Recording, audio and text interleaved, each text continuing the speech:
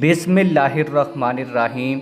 पाकिस्तान के बड़े national news channel 24 news ने वज़ीर आज़म के कौम से ख़िताब और इस दौरान लगाए गए इल्ज़ामात पर अमरीकी महकमा ख़ारजा से रब्ता किया और वज़ीर आज़म इमरान खान के इल्ज़ामात पर अमरीकी महकमा ख़ारजा को 7 सवालात भेजे।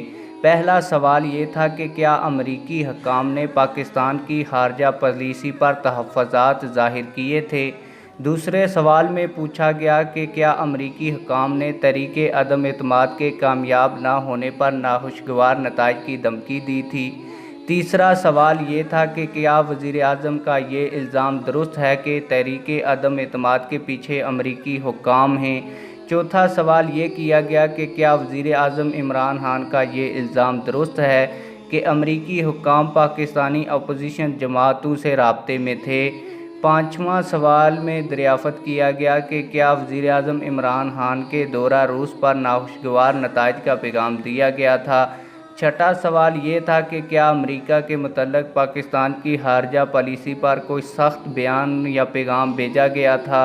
सातवां सवाल ये किया गया कि क्या ये इल्ज़ाम दुरुस्त है कि अपोजिशन की तहरीक अदम एतमाद के पीछे अमेरिका है, जिस पर अमरीकी महकमा ख़ारजा की जानिब से जवाब दिया गया कि हमने आपके सवालात का जायज़ा लिया। तहरीक अदम एतमाद में अमरीकी मुदाखलत के इल्ज़ामात में कोई सदाकत नहीं।